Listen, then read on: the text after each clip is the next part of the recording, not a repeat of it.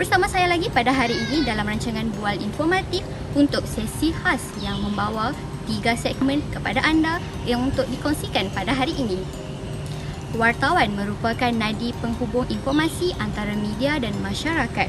Untuk segmen pertama, bersama Miss Margaret Gambang dari Wartawan RTM untuk berkongsi pengalaman dan suka duka kehidupan sebagai seorang wartawan.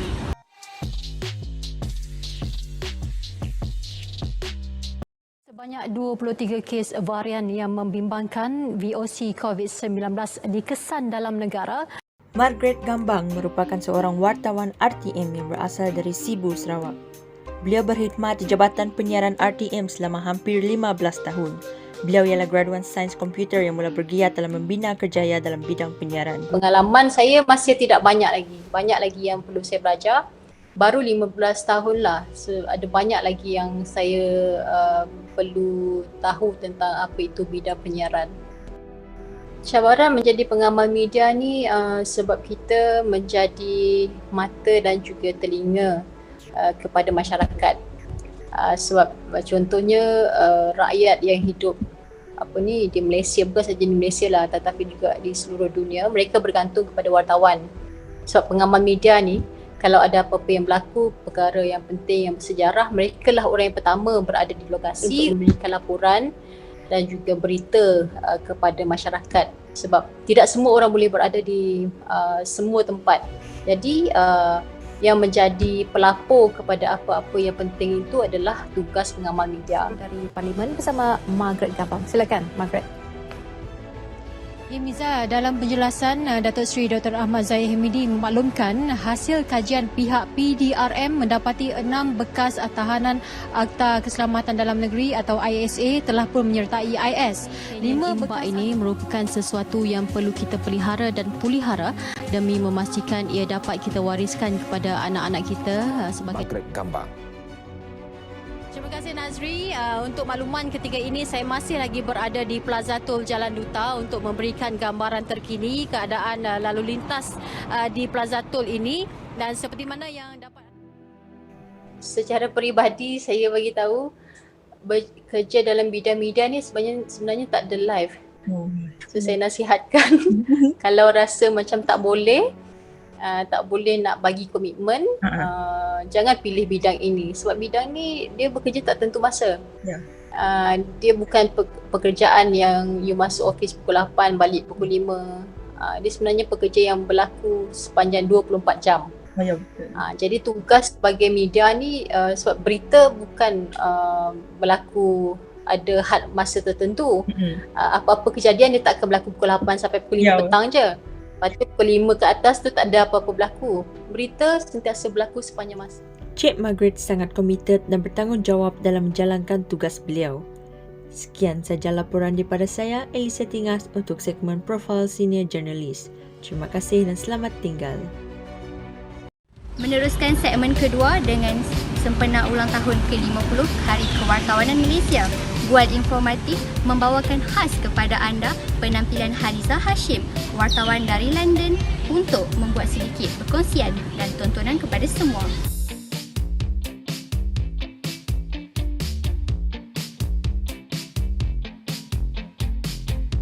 Januari lalu, Perdana Menteri telah menyampaikan syarahan diikuti dengan sesi dialog di Persatuan Debat Oxford Union di Universiti Oxford yang bukan sahaja membuahkan soalan-soalan hangat, bahkan mendapat liputan media antarabangsa. Haliza Hashim, Oaks memangnya nama yang sangat dikenali dalam dunia kewartawanan.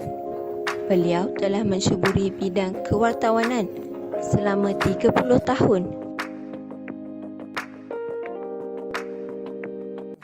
I actually went to UiTM, masa tu ITM before, and I did business studies for 3 years. And then I went to Cardiff University in Wales and I did economics. And my major is management in economics. My degree is in economics actually. Macam mana boleh involve in journalism? When I was at university, we were doing 8 subjects every year. 4 of them economics, and a lot of people were doing accountancy and business studies to do the other 4. But I decided to do a variety. That's, you don't have, it's not restricted, you can do anything. So I chose to include media studies, criminology, psychology and social studies because I found that interesting, and in the end those subjects bump up my grades. When I was a student also, I started to contribute to the student newspaper. Not every week, but as much as I could. And I was doing book review, film review. I went to events and I wrote a story about, for example, the sports award. So the interest in media started when I was at university, even though I was doing a degree in economics. Beliau menyatakan bahawa terdapat jurang perbezaan yang besar ketika awalnya beliau menceburi bidang kewartawanan berbanding dengan masa kini. Obviously, because when I started working, there was not, minimum online and tak ada social media masa tu. But we still did research. We went to the library. We read newspapers. The difference between a journalist and a correspondent. Journalist, you may be based in Bernama, RTM. You may be cover sports only. You may be covering politics only. As a correspondent is based somewhere. You can be correspondent di Perak, you can be correspondent di Sabah, di Sarawak, you can be correspondent di London. But then you have to cover all. Kalau ada insiden news, kematian ke, kejayaan ke, lawatan ke, you kena cover semua dekat Perak because you are correspondent, wakil kat situ. So in the UK and sometimes in Europe as well, I have to cover everything. I have to cover business stories, sports stories, human interest, science, fashion, everything. So the difficulties come then to now is, obviously nak research tu. Now senang lah in a way dengan adanya social media, dengan adanya internet, dan you boleh call aja editor di Malaysia. Dulu susah lah juga, you email them because the call is expensive. So the technology has improved. So the main differences, if you say from the early involvement in journalism, adalah technology. Beliau yang merupakan seorang koresponden TV3 di London menyatakan terdapat perbezaan antara membuat liputan di dalam negara dan di luar negara. Nowadays, let's say you go out and you saw an accident and people happily film that, kan? And then they letak dalam social media. Dia tak cover nampak orang tu tengah accident, but think of the family that saw that, upset family tu, kan? Itu pun etik, itu social media punya ethics. But then again, there isn't a law as such. But bila you as a media, you are representing that organisation, bukan you sebagai Diana yang ambil gambar accident. You adalah Diana yang mewakili, I don't know, Bernama misalnya. So orang akan kata, wartawan Bernama tu tunjuk gambar accident cedera parah. So you dah it's about Bernama now. Suddenly it's not about Diana anymore. So ethics is ethics is different juga in different countries. Macam di UK, yes, they champion press freedom and all that, but they don't show accident. They don't show. Maybe some other countries happily to show accident, walaupun covered, but they don't show at all. So most of the time, but you probably can see it in social media, but their publication will not show it. So ethics ni macam ethics in a way is like selalunya ethics ni berkaitan dengan that individual, whether you want to show that person, whether that person happy that you show. If you ask permission, misalnya kalau rumah this lady terbakar, you film that story, you ask the makcik, dia kata, makcik boleh saya tanya apa perasaan makcik semua. But basically, ada tak orang yang happy rumah dia terbakar? You know, so the ethic is how you also, the ethic is also how you ask a question. Yeah, maybe you can say, makcik, you know, sangat sedih tengok keadaan makcik macam ni, and you know, just olahkan question tu to be on her side, rather than you tanya apa perasaan makcik, ataupun orang tu kehilangan anak masa banjir ke, anak dia hilang, pakcik rasa macam, you know, just apa yang kami boleh bantunya, just is etika lah, is how put yourself in that person's shoes and think how it is. Think kalau itu mak you, kalau itu makcik you takkan buat macam tu. But sometimes you just nak the story for the sake of getting that story. Ethics ni kata sometimes kita lupa perasaan orang tu, kita lupa perasaan company you, and ideally kena minta permission. In the UK, data protection is quite strong, so you cannot just reveal, and also kalau is a child under 16 misalnya, you know, kita tak reveal nama dia, kita kata child A misalnya, kita tak reveal nama dia, kita tak reveal muka dia, mungkin it's about abuse. Ethics is a grey area that depending on whether the people want to give you that access to be interviewed or to reveal their identity. Beliau mempunyai pengalaman yang sangat luas dan pengalaman masa lalu menjadi pengajaran untuk beliau sentiasa memperbaiki diri menjadi seorang wartawan yang berkredibiliti tinggi. Tentu tidak ramai yang menyangka di tengah-tengah bandar Kebi inilah tercetusnya berita mengenai kemerdekaan Malaysia buat pertama kalinya.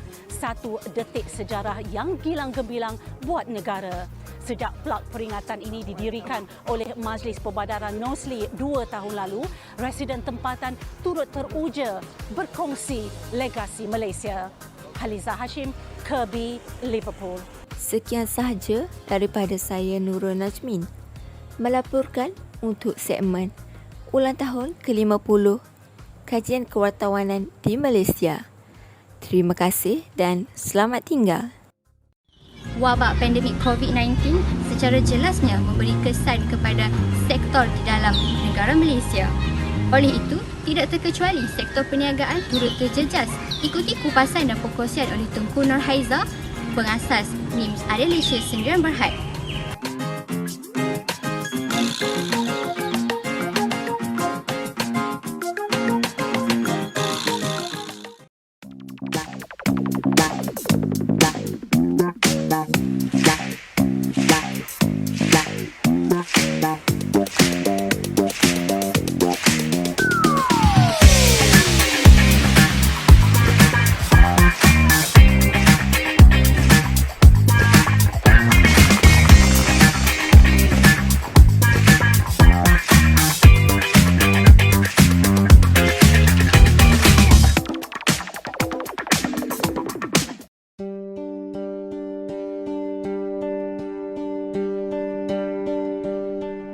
Pandemik COVID-19 telah menjejaskan beberapa sektor dalam negara, terutamanya sektor perniagaan.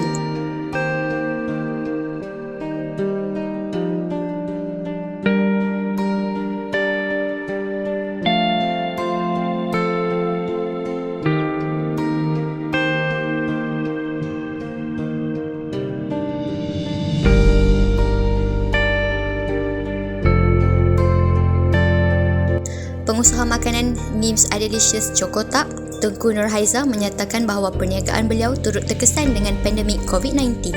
Cabaran yang paling orang kata macam yelah akan efek keseluruhan adalah bila di mana kita punya kilang untuk bahan mentah kita tu terputus dekat situ.